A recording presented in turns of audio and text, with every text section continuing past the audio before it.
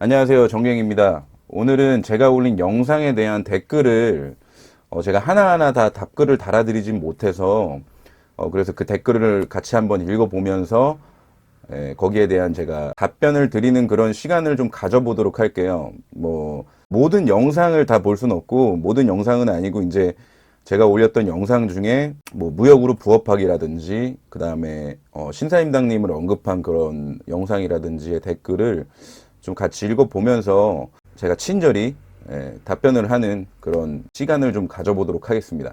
우선은 갑작스럽게 구독자분들이 좀 많이 늘었는데 이 영상 때문인 것 같아요. 이제 무역으로 부업하기 여기에서 무역업에 뭐 종사하시는 분들도 많이 댓글을 남겨주셨었는데 몇 가지를 제가 조금 간단하게 읽어드리고 답변을 한번 해보도록 하겠습니다. 예전 거부터 한번 제가 읽어볼게요. 이게 예전에 한 1개월 정도 된 댓글인데요. 이런 걸 알려주시는 이유가 뭔가요? 결국엔 파이 싸움인데 무역업 어렵지 않다 도전해봐라. 그러면 경쟁자 늘어나고 내 수익이 떨어질 수도 있지 않나요? 정말 궁금해서 질문 드려요. 선의인지 유튜브 수익 창출이 목적인지 제 질문이 무례했다면 사과드립니다. 그치만 저도 요즘 창업과 사업을 염두에 두고 있는지라 창업에 도전해라 하는 사업가 유튜버 분들의 의도를 잘 모르겠습니다. 진짜 젊은이들에게 희망을 주고 싶은 건지 어떤 다른 숨겨진 의도가 있는 건지 이 댓글 남겨주신 분이 굉장히 좀 정중하게 말씀을 해주셔가지고 제가 댓글을 남겨드렸었어요. 이거는 한번 아무래도 이제 저는 제조업이었고 뭐 제조업에 대한 영상이 아니고 요즘 항상 핫한 게 이제 소싱에 대한 부분이다 보니까 이제 그거를 좀 설명을 해드리고 싶었던 그런 영상이었다. 이렇게 뭐 간단하게 댓글을 남겼었는데요. 그 뒤에 이제 한 4일 전에 사실 이게 악플이 좀 많이 달리더라고요. 뭐 이런 악플이었어요. 뭐 여기 이렇게 해야 되나? 예. 결국 님 이익 위해서 남의 노하우를 알리겠다. 이기적인 분이시네요. 님이 하는 제조업은 못 알려주지 이러면서 남의 밥그릇은 노하우 다 퍼뜨리면서 내 밥그릇 챙기겠다. 어이없는 사람, 나쁜 사람이네. 우액. 자기 본업은 알려지면 안 돼. 남의 본업 밥그릇은 내 돈벌이로 알려도 돼. 이건 뭔 논리인지 자기가 가진 지식 나눔 공유하는 것도 아니면서 남의 밥그릇 뺏겠다는 나쁜 인간이네. 그러니 너 같은 제조업 공돌이라고 공돌이들이 욕 처먹는 거다. 전국에 계신 그 소위 말하는 이제 공장에서 일하시는 분들 들고 일어납시다. 그래서 제가 사실은 이거를 반응을 안 하려고 그랬어요. 왜냐하면 굉장히 좀 멍청한 댓글이라고 사실은 생각이 들었습니다. 그래서 반응을 안 하려고 그러다가 뭘 썼다가 또 지웠어요, 그냥. 근데 바로 또 댓글을 남겨주시더라고요, 대댓글을. 공돌이 멍청이네. 님이 쓰신 위에 글이나 쳐 읽어보세요. 악플 달라고 지가 한 행위, 행동은 생각 못하는 좌좀이세요. 저는 유통업이 아닌 현직업 제조업입니다. 이렇게 써놓고는 지금은 또 유통업이래. 제가 댓글을 사실 이렇게 남겼었어요. 제조도 유통을 한다. 이거 유통은 기본적인 거라고 말씀을 드렸었어요. 기본적인 거라고 그냥. 왜냐하면 내가 만든 제품을 납품을 해야지 돈이 들어오는 건데 납품을 한다는 자체가 이제 유통이잖아요. 물론 뭐 B2B 방식도 있고 B2C 방식도 있고 뭐 온라인 마켓에 올리는 그런 방식도 있겠는데 그런 것들을 조금 설명을 해드렸어요. 이거는 제가 꼭 안 한다는 게 아니고 그런 기술적 노하우보다는 그냥 사업이나 장사를 하시는 분들은 다 알고 있는 그런 노하우라고 할 것까지는 사실 없다고 저는 생각을 한다. 이런 식으로 남겼는데 이렇게 댓글 남겨주신 거예요. 네가 만든 제조업 제품 팔아쳐먹으려고 남의 유통업 방법 퍼뜨리는 주제에 너 제조업 기술 까면 참 지식인이라고 인정한다. 이기적인 나쁜 인간아. 예, 이렇게 남겼는데 뭐 이렇게 생각하시는 분들도 계실 거예요. 그래서 저는 여기서 더 대댓글을 남겼다가 그냥 지웠습니다. 그냥 뭐 그렇게 받아들이실 수도 있다. 그냥 충분히 인정한다 이렇게 하려고 그랬는데 이제 좌좀이라는 말에 아마 제가 볼 때는 최저임금 영상을 보고 오신 것 같은데 저는 보수입니다. 여태까지 제가 투표를 다 보수 쪽에만 했던 완전 그냥 보수라고 보시면 되고요. 정치 성향을 굳이 얘기하자면 이거는 이 영상 자체가요, 이 무역으로 부업하기 이런 바이어를 찾는 방법은 무궁무진해요. 그 중에 그냥, 제가 실제로 경험을 했던, 그런 방법을 그냥 올렸던 것 뿐이기 때문에 오해 안 하셨으면 좋겠고요. 여기 악플 다신 분도 나쁘신 분은 아니라고 저는 생각을 하니까 아무리 그래도 조금 좋게 남겼으면 좋겠어요. 얼굴도 못 본 사이에 서로 욕짓거리 하는 것보다는 좋은 댓글을 남겨주셨으면 좋겠습니다. 그러니까 오해 안 하셨으면 좋겠다고요. 자, 그리고 영상, 무역으로 부업하기 영상에 제일 많이 달린 댓글이 뭘 믿고 송금을 하냐, 말도 안 된다, 이렇게 얘기를 하시는데, 일단은 제 사례부터 먼저 얘기를 해드릴게요. 저희 회사는, 제가 그때 당시에 이제 라인으로 연락을 했었는데, 메신저로 연락했을 때 당시에 위챗이었었나? 하여튼, 저희 회사의 홈페이지하고 그런 자료들을 많이 보내드렸어요. 그러니까 실체가 있는 업체고 지금 제조업을 현재 하고 있고 어디에 수출을 하고 있는 것, 이런 레퍼런스를 많이 이제 저희가 어필을 많이 하고 알려드렸었죠. 그래서 그분들도 많이 신뢰를 했을지 안 했을지는 잘 모르겠습니다. 근데 어찌됐든 간에 저희는 신뢰를 많이 얻었었고, 그리고 결제 방식 같은 경우에서는 100% 성금을 받지는 않았어요. 어떻게 했냐면, 50% 성금이 이제 발주 때 들어왔고요. 그리고 선적하고 나서 선적 서류를 저희가 팩스로 보낸 뒤에 나머지 50%를 저희가 받았습니다. 이런 방식으로 저희는 거래를 했고, 이렇게 지금 현재도 일본 쪽으로 나가고 있고요, 물건들이. 홍콩 쪽에도 그렇게 나가고 있습니다. 뭐 대만만 이제 저희가 후불제로 진행을 하죠. 왜냐하면 대만 같은 업체는 저희가 거래한 지가 굉장히 오래됐기 때문에 서로 신뢰를 하고 그리고 자주 만나는 사이이기 때문에 크게 의심할 게 없겠죠. 그리고 이게 부업으로 하는 거기도 한데요. 당연히 CS는 하셔야죠. 그러니까 자기가 직장을 다니고 있으면서도 아무런 연락도 못 받는 상태다. 너무 바빠서 본업이. 그러면 사실 부업을 꿈꿀 수는 없습니다. 왜냐하면 조금이라도 시간적 여유가 있어야지 부업이란 걸 진행을 할 수 있기 때문에요. 이것도 제가 다시 한번 말씀을 드리는 겁니다. 그리고 어떤 분이 이렇게 또 남겨주셨었어요. 화장품 같은 경우는 수입 국가의 안전성 검사를 받아야 하는데 그게 최소 6개월은 걸릴 뿐 아니라 성분 분석표와 제조 공정도를 수입업자한테 보내줘야 합니다. 작은 회사가 하기에는 비용과 시간, 위험이 따르죠.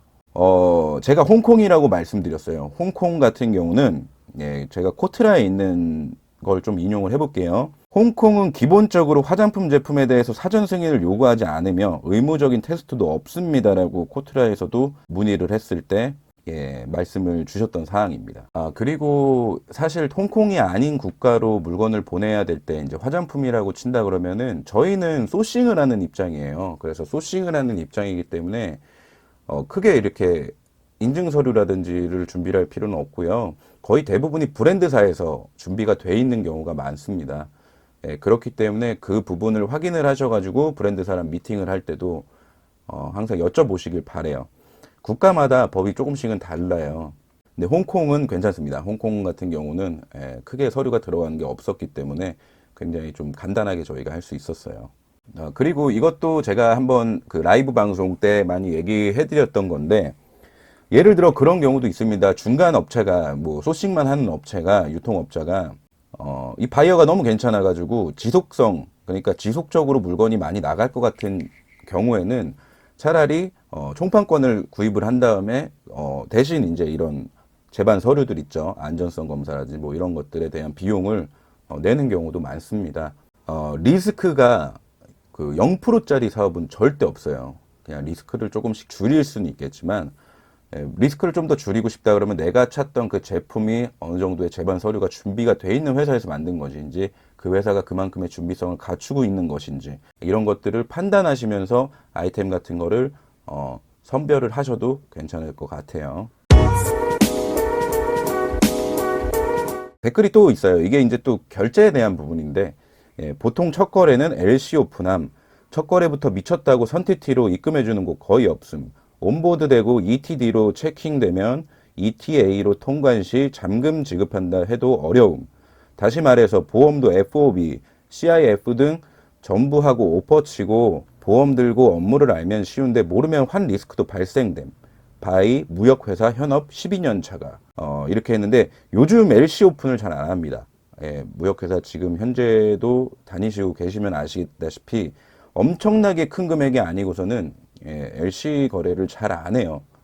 대부분이 TT 거래를 하고요. 그리고 첫 거래부터 선택티 많이 합니다. 왜냐하면 첫 거래부터 물건이 많이 나가질 않아요. 절대. 해보셨으면 아시다시피 처음부터 무역 거래를 하신 분들이 굉장히 좀 꿈을 많이 꾸시는 분들이 많아요. 뭐 첫 거래부터 한 컨테이너씩 나가고 반 컨테이너씩 나가고 이런 경우가 거의 없습니다.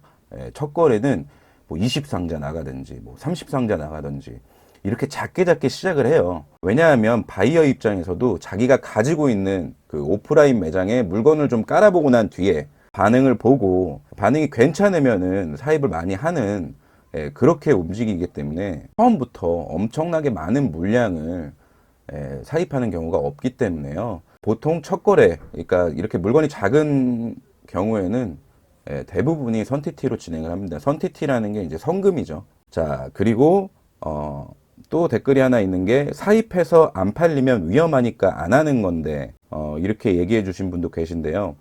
요거는 제가 댓글을 달았습니다. 저는 이제 위 영상의 경우는 샘플 가지고 일을 진행하면서, 예, 발주와 함께 사입을 한 거라고, 예, 댓글을 달아드렸고요. 그리고 무역거래 하시는 분들 이 영상을 보시고 댓글 많이 남겨주셨었는데, 뭐 요런 댓글도 있었고 메일로도 이런 문의를 받았었어요. 자, 바이어 업체에서도 중간 마진을 알고 있나요? 그럼 관련 서류도 제출해줘야 하는 것인지. 이건 제가 댓글을 남겼었는데요. 바이어 입장에서는 중간 마진은 절대 알 수가 없습니다. 제조업체에 전화해서 직접 물어보는 바이어들도 있지만 정상적인 제조업체라면 바이어 측의 제조단가 오픈을 잘 안 하거든요. 물론 관련 서류도 제출할 필요가 없고요. 마진이 포함된 단가표만 제공하면 됩니다. 그리고 또 댓글이 있었던 게 화장품 수출하려면 수출국 식약청 허가 받아야 되는데 소량 수출은 배보다 배꼽이 더 클걸요. 현실과 너무 안 맞네요. 예, 그래서 다시 한번 이게 영상을 제대로 많이 안 보신 것 같아요. 그래서 제가 그냥 댓글로 홍콩입니다. 독착지가. 그리고 코트라에 있는 또 자료를 인용해서 댓글을 한번 남겨드렸었어요. 여기서도 제가 대댓글을 또 남겼던 게 소싱하는 입장에서 꼭 뭔가 서류를 다 받을 필요는 없고 브랜드사에 그런 서류들이 구비하고 있는지, 예, 이런 것들을 체크한 다음에 소싱을 하시는 게 굉장히 편하겠죠. 그리고 여기서 제일 논란이 많았었던 것 중 하나가요. 댓글 중에 이분이 저번에 한 번도 이런 댓글 남겨주신 분이 또 남겼어요. 안전성 검사 받아야 된다는 그런 댓글 남겨주신 분이 제가 거기에다 답변을 했더니 대댓글은 없고 또 뭔가를 남겨주셨었는데, 예, 한번 읽어볼게요. 또 하나, 화장품 수출의 애로 중에 하나가 가격 대비 부피가 크다는 것입니다. 일반 기초 화장품, 스킨, 로션, 아이크림 등등 보통 소비자가 1만원에서 3만원 사이인데 소비자가가 이 가격 대비 부피와 무게가 상당합니다. 이는 운송비 비중이 거의 제품값과 비슷하다는 것입니다. 예를 들어 5만원 상당의 기초 세트를 아시아 국가로 보내는데 최소 운송비가 3, 4만 원 정도는 될 것입니다. 그럼 배보다 배꼽이 더 크겠죠. 따라서 컨테이너 베이스로 수출해야 하는데 그러면 총 인보이스 가격이 1억에 육박하게 되고 초보 무역 입문자가 하기에는 위험 부담이 큽니다. 요것도 제가 댓글을 많이 남겼는데 그 우체국으로 무역을 하시면 이렇게 되죠. 예, 그 EMS 굉장히 비싸잖아요. EMS 저도 일본에 몇 번 보냈었는데 지인 때문에 뭐 한 10만 원 나올 때도 있고 하더라고요.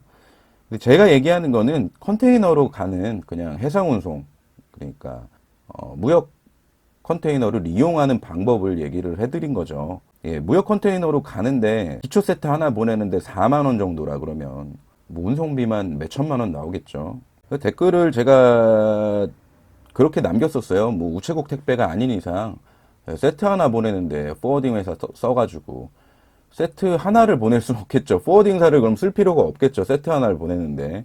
그러니까 제가 항상 얘기했던 게 그러니까 영상을 제대로 보신 건지 2번이나 댓글을 남겨주셨기 때문에 저는 영상을 제대로 봤다라고 저는 판단을 해서 댓글을 많이 남겼었어요. 근데 안 보신 것 같아서 SF라는 회사를 언급을 한 거 보니까 여기는 택배 회사거든요. 그러니까 저는 택배로 하는 무역을 얘기를 한 게 아니고 컨테이너 베이스로 볼륨 베이스로 진행하는 그런 경험담을 얘기를 해드린 것 뿐입니다. 사실상 20세트를 보내도요, 포워딩사에 잘만 얘기를 하면, 예, 물건을 보내는데 굉장히 운송료를 절감을 시킬 수가 있어요. 이분이 얘기하시기로는 뭐 한 세트에 4만 원 이하로 아시아로 물건 보낼 수 있는데 알아봐 달라고 했는데, 제가 네이버에 검색하시면은, 예, 굉장히 많습니다. 네이버에 검색해 보시면 포워딩사 굉장히 많아요. 예. 몇 건을 보내시는지는 모르겠는데 이건 택배 무역을 제가 얘기한 게 아닙니다. 그렇기 때문에 조금 취지랑은 좀 안 맞는 댓글이었던 것 같아요. 보통 포워딩사에 잘만 얘기를 하면 거기서 운영하는 그런 선적 스케줄이 있을 거 아니에요. 그럼 내가 보내고자 하는 데가 홍콩이라 그러면 홍콩으로 가는 컨테이너 그 스케줄에 맞춰 가지고 자기네들이 남는 공간을 해서 그 금액을 굉장히 좀 잘 해주는 데가 많아요. 포워딩사 중에서도. 그러니까 그거는 포워딩사랑 미팅을 하셔가지고 잘만 얘기를 해보시면 괜찮을 것 같습니다. 어차피 첫 거래 때 굉장히 크게 나갈 일은 많이 없거든요. 뭐 이분이 3월 달에 수출할 물량이 한 건 있고 인바운드로 수입할 물량이 2건이 있는데 운송비 저렴한 포워더 알려주시면 바로 연락하겠습니다. 이렇게 얘기하셨는데 이 수출할 물량이 한 건 있다는 거 이렇게 얘기하신 거 보니까 그냥 그 진짜 한 건인 것 같아요. 그래서 뭐 한 건이면 비쌀 수 있겠죠. 그렇게는 제가 수입도 안 해보고 수출도 안 해봐서 이거에 대해서는 제가 뭐라고 얘기를 못 드리겠습니다. 제가 얘기한 거는 대부분이 그래도 어느 정도 볼륨이 있는 그런 식으로 움직여야 된다라고 제가 영상에서 또 얘기를 했던 거고요. 그리고 드디어 뭐 이게 어그로성 영상이라고 생각을 하실 수 있는데 그냥 제 사업에 대한 그냥 소신적인 발언이었고 이 위탁 배송 관한 영상을 제가 올린 적이 있죠. 이것도 댓글을 제가 한번 봐보도록 할게요. 자, 이건 솔직히 말해서 뭐 댓글을 다 읽어볼 필요는 없고 거의 대부분이 비슷하게 생각을 많이 하시더라고요. 근데 일단 영상의 취지를 잘못 오해하고 계시는 분이 많습니다. 저는 신사임당님을 까내린 것도 아니고 그분을 부정하는 게 아니에요.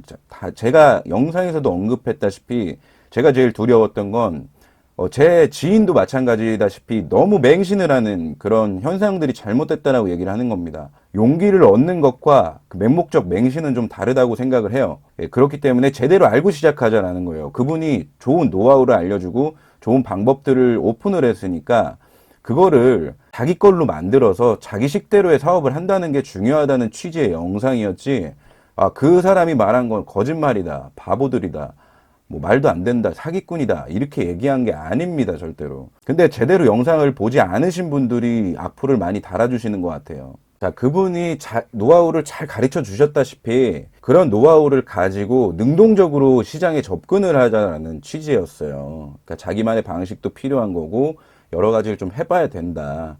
그렇게 쉽지만은 않다라고 얘기를 말씀드린 겁니다. 자, 저는 댓글을 보면서 그런 걸 많이 느꼈습니다. 자, 악플을 달아주신 여러분들이 생각하는 좋아하시는 그 유튜버들은 자신의 사업 철학을 얘기하면은 박수를 받아야 되는 것이고, 저도 사업을 하는 입장에서 제 사업 철학을 얘기를 하면은 그거는 비난을 받아야 되는 건 아니잖아요. 그래서 저도 제 소신껏 그냥 제 사업적인 철학을 얘기해드렸던 겁니다. 저는 기업이란 신뢰를 파는 것이라고 얘기를 해드리고 싶었고, 기업이란 시스템을 또 파는 것이라고 얘기를 하고 싶었어요. 내가 신뢰를 받으려면 우리 기업이, 그리고 내가 하는 그런 상점이 신뢰를 받으려면 고객한테 건네는 그 상품을 직접 눈으로 보고 확인을 하고 검증을 하고 이런 것들이 중요하다고 저는 생각을 하면서 지금까지 기업을 운영을 해오고 있었고요. 뭐 굉장히 댓글을 보면은 되게 좀 긍정적으로 받아들이신 분도 계시겠지만요, 잘못 해석을 하시는 분들이 많습니다. 절대 그 사람을 저는 비하할 생각도 없고, 뭐 저도 영상을 많이 봐요. 그분이 하시는 그런 말씀이나 이런 것들이 저한테도 영감이 있을 때가 굉장히 많습니다. 그러니까 그런 많은 구독자층을 형성을 했겠죠. 뭐 댓글 중엔 이런 말도 사실은 있었어요. 뭐 중국 소싱할 때 무조건 제조 공장 찾아가서 눈으로 검증해야 한다. 뭐 나의 회사 규모를 뻥튀기라도 해서 발주 예상 수량을 뻥튀기해서 알려준다면 방문은 받아주겠지만 그렇게 전 제품을 일일이 다 제조업체 찾아다니다가는 사업하기도 전에 지치고 날 새겠죠. 만약에 내가 스토어팜에 1000개 정도 제품을 올리겠다고 했을 때 그 1000개를 다 그런 식으로 검증하는 셀러가 있을까요? 아니, 1000개를 다 사입을 하실 수가 있을까요? 제가 얘기해 드렸던 거는 하나의 제품을 팔더라도 내가 직접 검증을 해보고 정말 괜찮은 상품을 팔자라는 취지였어요. 그게 맞는 것 같고, 1000개 그냥 사진만 띄워다가 그냥 1000개 올려가지고 파는 거 혼자 하는 게 아니잖아요. 지금 아마 영상을 보고 있는, 그리고 스마트 스토어를 하고 있는 그 모든 사람들이 다 그렇게 하고 있는데 차별성이 없지 않습니까? 그 차별성에 대해서 저는 얘기를 한 거예요. 똑같이 하지 말고 조금 더 차별성을 두고 해야 된다. 이런 취지였습니다. 그리고 저는 사실 이 영상을 올렸을 때 심사임당님이라는 사람이 이 영상을 보고 기분 나쁠 거보다는 사실 그분 따라서 막 월 몇 천만 원 버는 방법, 뭐 몇 천만 원 버는 방법 이렇게 올리시는 그 온라인 하시는 그분들이 더 뜨끔했으면 좋겠어서 사실 올린 건데 이게 역으로 돼버렸어요. 그냥 신사임당님이 더 나쁜 사람처럼 뭔가 제가 얘기를 한 것 같아서 굉장히 죄송합니다. 이 자리를 빌어서 제가 굉장히 죄송하고요. 절대 그런 뜻이 아니었으니까 그냥 제가 생각했던, 제가 겪었던 똑같은 거를 겪을 수는 없잖아요, 사람이. 그래서 제가 사업하면서 저도 사업을 10년을 넘게 했기 때문에 제가 10년 넘게 하면서 겪었던 거를 그냥 얘기를 해드렸던 거고요. 제가 온라인 스토어를 경험을 안 해본 게 아니기 때문에 그거에 대한 경험담을 얘기를 해드렸어요. 자, 그리고 대망의 이제 최저임금 문제인데, 예, 최저임금, 요것도 댓글을 좀 안 읽을게요. 왜냐하면 다 똑같은 말만 하시는 것 같아서. 여기서 사실 제가 굉장히 많은 악플을 받았는데, 예, 하나 말씀드릴게요. 저는 진짜로 보수입니다. 예전부터 쭉 그랬었고요. 노무현 씨를 굉장히, 노무현 전 대통령을 굉장히 좋아하는 사람인데도 불구하고 그분 대선 후부터도 제가 계속 보수 쪽을 투표를 많이 했었고요. 그쪽을 좋아하게 된 거는 정책적으로 굉장히 현실적이기 때문에, 감성적이지 않고 현실적이기 때문에 굉장히 지지를 하는데요. 제가 이 최저임금 영상을 올렸던 이유는 제 주위에서도 그렇고 제가 여태까지 영상을 보고, 영상도 많이 보고, 유튜브에서 뭐 누구 망했다 이런 것들 다 보고 그 가게들이 어떤지도 한번 봐보고 이런 것들을 겪어보니까 아니더라고요. 그냥 최저임금하고는 관련이 없는 직종들이 너무 많습니다. 이거는 제가 볼 때는 굉장한 선동이라고 생각을 했었고요. 최저임금 때문에 힘든 업체는 3교대 업종이라든지 이런 것들은 힘들잖아요. 그리고 저는 최저임금을 깔 게 아니고 그에 수반되는 정책들이 필요하다고 생각해요. 이게 뒷받침해 줄 수 있는. 왜냐하면 최저임금에 대한 여파로 고용 축소로 인해서 경기가 안 좋아질 수도 있잖아요. 그런 거에 대해서 얘기를 해야지 최저임금 올린 거는 왜 욕을 하냐 이거였어요. 그러니까 올리긴 올리되 아무런 대책이 없이 올렸기 때문에 그 대책 없는 거에 대해서도 우리는 논의를 해봐야 되고, 자, 최저임금이 올랐다고 음식점이 망했다 이렇게 얘기하는 거는 저는 아니라고 생각을 했기 때문에 제 생각을, 주관적인 생각을 얘기해 드린 것 뿐입니다. 댓글 다시는 분 중에는 자꾸 자기 주변을 얘기를 하시면서 최저임금 때문에 망했는데 나는 그렇게 했는데, 자, 그럼 저도 제 주변은 최저임금 때문에 망한 사람이 없어요. 그래서 저도 제 주관적인 의견을 얘기한 겁니다. 그러니까 댓글 다시면서 욕을 하시는 분들 굉장히 많은데 욕하지 마시고요. 욕도 어느 정도 돼야 되는데 좀 심하게 욕하시는 분들도 계시더라고요. 직접 해주세요. 만나서 직접 해주시기 바랍니다. 만나고 싶으시면은 메일을 주세요. 그럼 제가 연락처를 가르쳐 드릴게요. 자, 오늘은 이 댓글 영상을 제가 왜 만들게 됐냐면 이제 하나하나 다 반박하기가 굉장히 힘들기 때문에 그냥 링크만 보내줌으로써도 어느 정도 답변이 되지 않을까, 다 똑같은 말들을 하고 계셨기 때문에 찍게 된 거고요. 앞으로도 제가 절대로 완벽하지 않습니다. 그런데 정말 욕이나 뭐 이런 댓글보다는 다양성을 저도 존중은 하니까요. 그냥 다른 의견을 남겨주시면은 굉장히 좀 영양가 있는 그런 대화들이 많이 오갈 것 같아요. 저도 그 댓글을 보면서도 많이 배울 수도 있기 때문에 그렇게 얘기를 해주셨으면 좋겠습니다. 오늘도 영상 봐주셔서 감사하고요. 다음에 또 좋은 영상으로 찾아뵙도록 하겠습니다. 감사합니다.